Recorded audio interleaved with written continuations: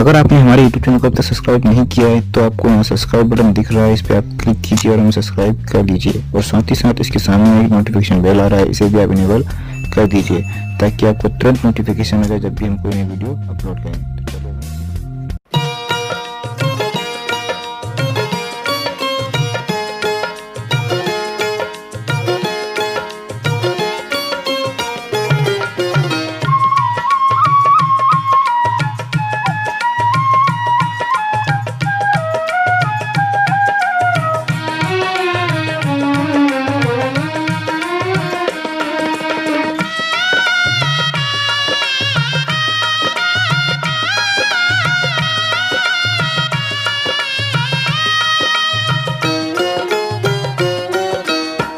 केलवा के पात पर उगेलन सूरज मल झाके झुके। केलवा के पात पर उगेलन सूरज मल झाके झुके। करेलू छठ बरतिया से झाके झुके। करेलू छठ बरतिया से झाके झुके।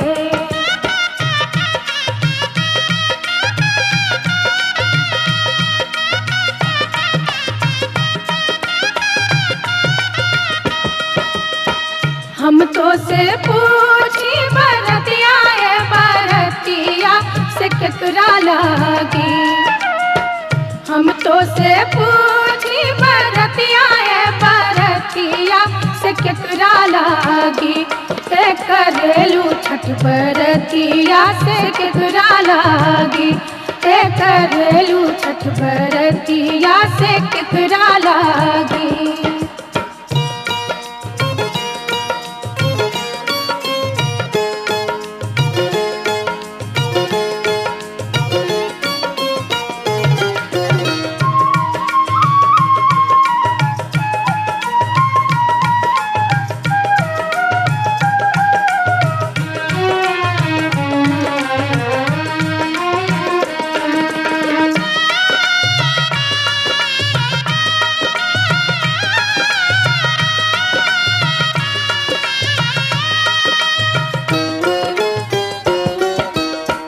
हम रोजे बेटवा तो बने ऐसन बेटवा से उनके लागी।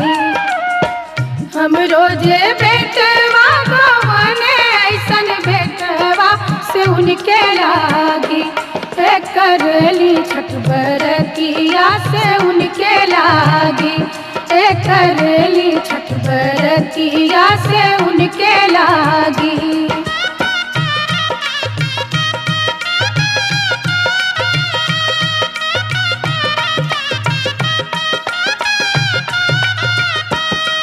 अमरूदिया के पात पर उगेलन सूरज मल झाके झुके।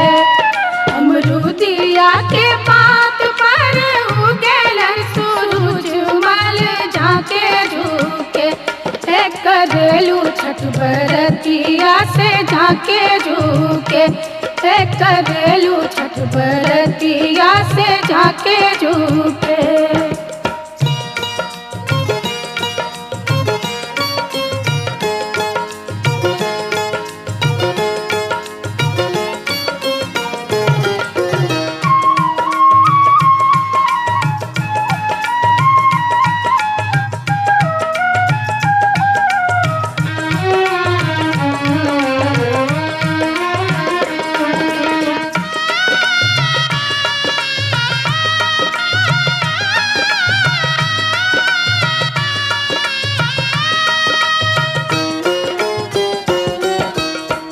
हम तो से पूछी बरतिया है बरतिया से केकरा लागी।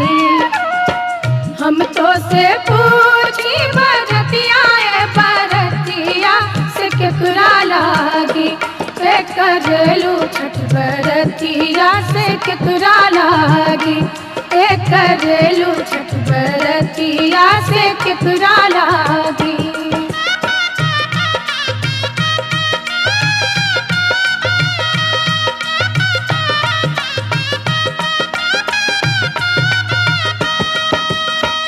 हम रोजे स्वामी कवन ऐसन स्वामी से उनके लागी। हम रोजे स्वामी कवन ऐसन स्वामी से उनके लागी। करेली छठ बरत